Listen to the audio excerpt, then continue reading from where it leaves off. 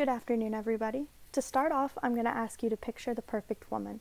Just by hearing this statement, I guarantee most people in the room thought of a few key attributes that society has made us to think necessary for a mate.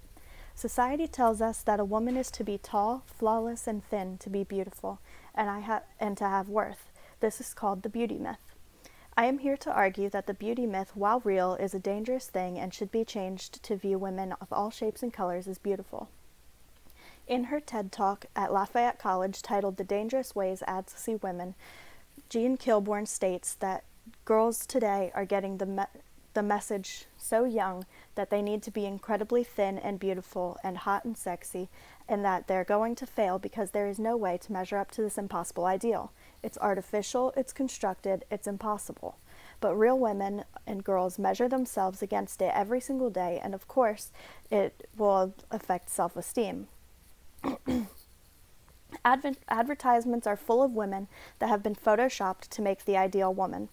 This makes women feel like they need to be young, thin, and beautiful to have value.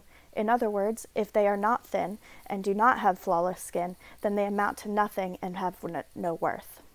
Now, while there is some companies that are taking the stride to include plus-size models in their advertisements, such as Dove and Lane Bryant, I am saddened to say that it was extremely difficult to find many more companies that include the use of plus-size women in their campaigns, whereas finding the opposite was far too easy.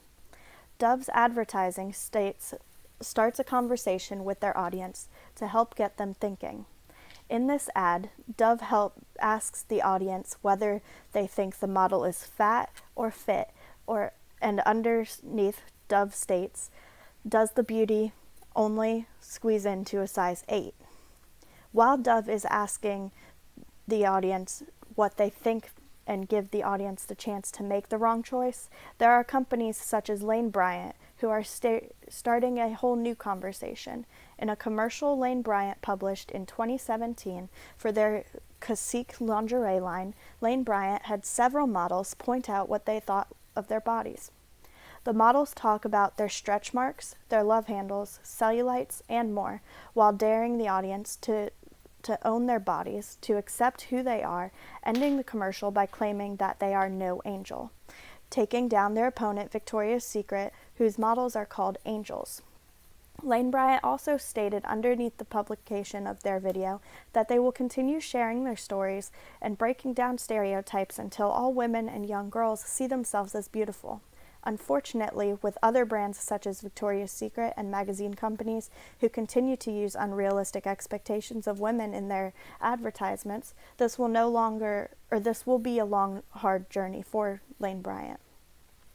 This makes women feel as if they need to be skinny to look sexy.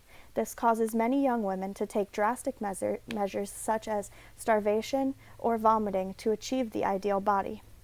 In Seeing Sociology in Everyday Life, an article in Society the Basics, Massionis states that the belief in the beauty myth is one reason that so many young women are focused on body image, particularly being as thin as possible, often to the point of endangering their health.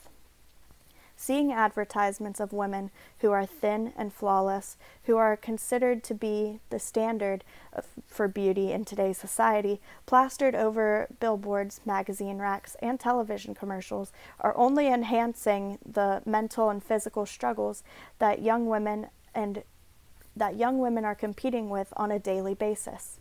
According to research collected in 2016 by the authors of Facts About Eating Disorders in the Eating Disorders Coalition, every 62 minutes at least one person dies as a result from an eating disorder.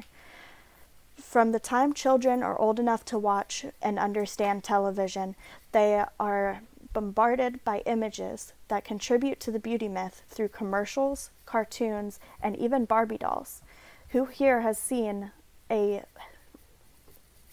hefty Barbie doll? Because I haven't. We are forcing these ideals as the norm to our children. The only way to change this is for the companies to accept that the beauty of a woman is not one type of woman, but all types of women. Thank you for your time.